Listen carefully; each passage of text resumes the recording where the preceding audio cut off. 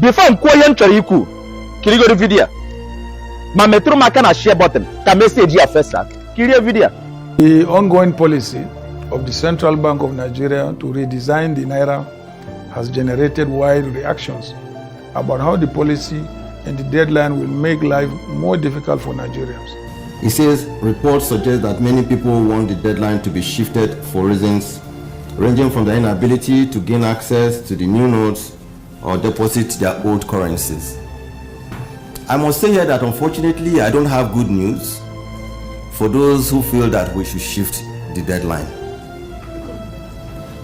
My apologies. The reason is because, just like the president had said on more than 2 occasions, and even to people privately, that for us 90 days, in fact we feel is 100 days is enough for anybody who has money or the old currency to deposit the money in the banks. And we took every measure to ensure that all the banks were open or remain still open to receive all old currencies. 100 days, we believe, is more than adequate. We called on the banks. We said, not only are we requesting you to extend your banking hours so that you can receive old currencies, but we're also asking you to keep your doors open on Saturdays. Ladies and gentlemen, the banks did not have any reason to even keep their banking halls open on Saturdays. Neither did they see the kind of rush that they anticipated. There were normal people who came in to deposit money into the banks, and maybe in the course of time, I'll also give you details about how much had come in. So we do not see any reason to begin to talk about a shift because people could not deposit their old monies into their banks.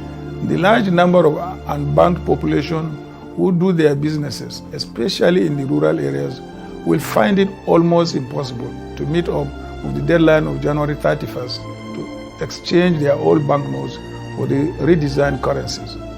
I'm aware of the challenges that farmers and others like artisans in remote areas of the country go through in moving cash to commercial banks for the conversion. On this note, I'm compelled to align my position with the upsurge of demands for a slight extension of the monetary conversion policy. The January 31st deadline is certainly going to cause heavy discomfort on our people, and it will be magnanimous on the part of government and the regulatory agency to ease the burden on the people in the public interest.